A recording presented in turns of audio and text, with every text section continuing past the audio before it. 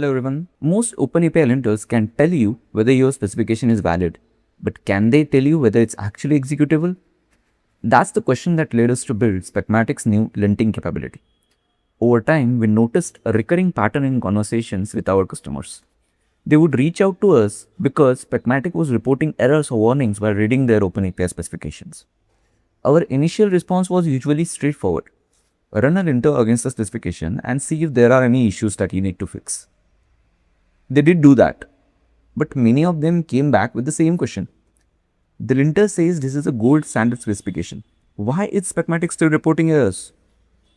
When we looked at the specifications more closely, we discovered that the problem wasn't the Specmatic at all.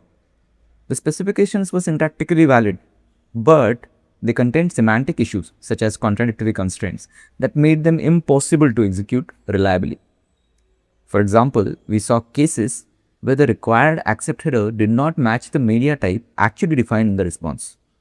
We saw schemas with impossible OLOF combinations where the same field was constrained to mutually exclusive values. We also found ambiguous sibling paths where a templated path and a concrete path could both match the same request. In other words, the specification looked valid on the surface, but semantically, it did not make sense. Naturally, the next question from the clients was, if we are already using our linter, why weren't these issues caught? To answer that question, we tried a few popular OpenAPI linters ourselves. Let's take a look. To test the linters, I have created this OpenAPI specification with some semantic and runtime issues in it. I'll quickly walk you through it. If you look at this particular issue, we have a accept header, which is a required header, and it expects the value to be always application XML. But if you look at the 200 response, there is only one media type defined, that's application JSON. So client over here can ask for XML, but a response only offers JSON. So this is a runtime issue that's over here. If you look at this schema, there is this 204 response with the response body schema, which is wrong. 204 is not supposed to have any response body. Then I have this orders pending endpoint, but if I scroll up, I also have this orders status, templated status endpoint. And these two are really ambiguous paths because orders pending can also match order status. So this is a semantic issue that exists over here. I have this all-of schema where I have two objects with the same field, same named field currency, but one of them expects the value to be always USD, whereas the other expects the value to be always Euro. Now satisfying both at once is really not possible. Hence, this becomes a semantic as well as a runtime issue. I have this schema where an object has min properties set as 3, but the object really has only 2 properties with additional properties as false. So this is impossible to satisfy. This becomes an issue. I have this one-off schema with user actor and company actor as the schemas, and there is a discriminator property named type. But if we look at each of these schemas, in user actor, the type is a const with value user, and in company actor as well, the type is a const with, value user. Now that we are familiar with all the issues that I have introduced in this spec, let's start by running some of the popular OpenAPI linters on this spec. I'll start with Spectral. Okay, so Spectral has run and reported no issues at all. Okay, that's Spectral. Let's try Redocly. Redocly is also saying the specification is valid and it has used the recommended rule set actually for running the lint checks.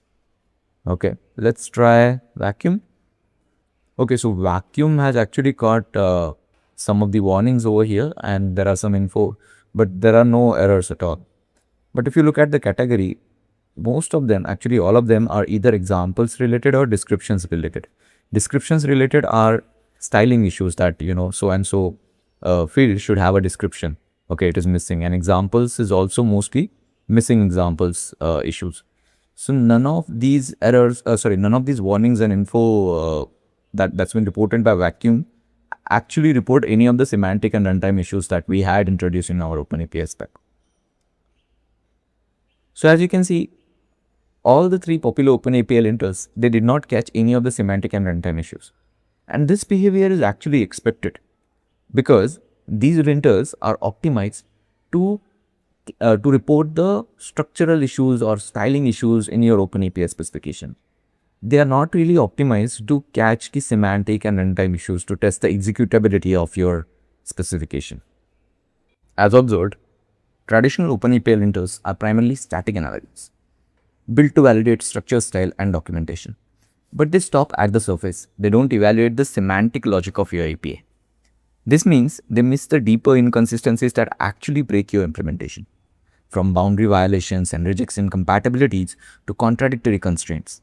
They overlook incomplete schema shapes, HTTP semantic conflicts, and even shadowed security schemes or composition errors.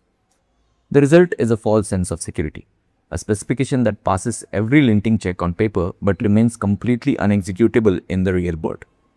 This is the gap we built Specmatic to close. At Specmatic, we fundamentally rely on specifications being executable. If a specification contains semantic inconsistencies, the generated tests, mocks, and contract validations become unreliable.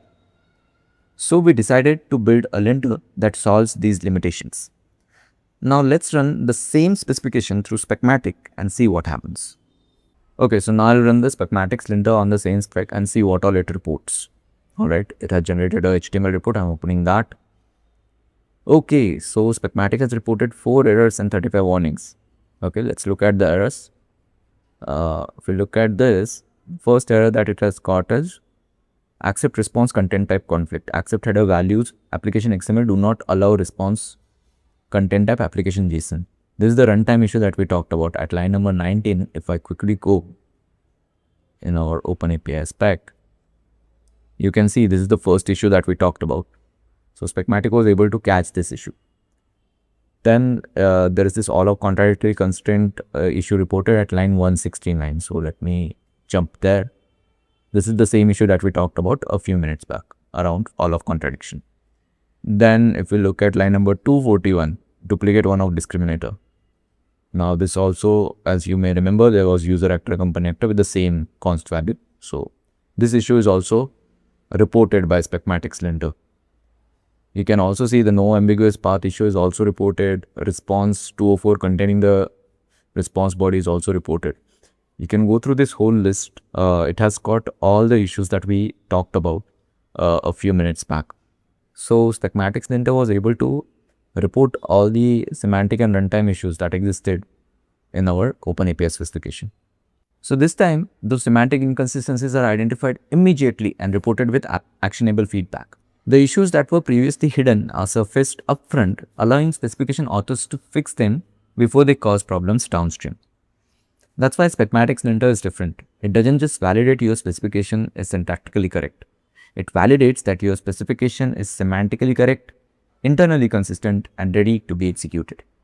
Because a specification that cannot be executed is only partially validated, and that's exactly what Specmatic helps you avoid. But this is just the beginning. Specmatic's linting capability is designed to be an enterprise-grade governance platform that scales with your organization. It introduces maturity levels, allowing you to measure and improve API quality progressively from baseline to platinum. Maturity and severity levels can be customized for built-in rules and also for your own custom rules. You can also customize the rule type as well based on your needs. This gives your teams a clear, achievable path toward the highest level of API excellence.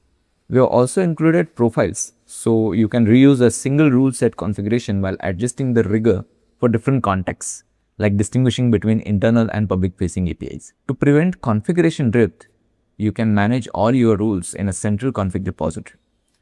This gives your governance team a single source of truth, ensuring every developer and every CI pipeline is always aligned with the latest standards. This also ensures that each dev team do not need to maintain their own config files. And because developer experience depends on speed, we engineered it to be super performant.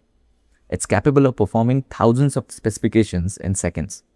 So your governance never becomes a bottleneck.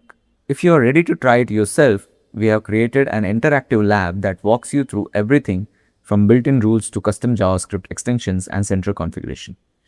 You can find it in our sample repository, the link to which is attached in the description below. Don't just validate your syntax.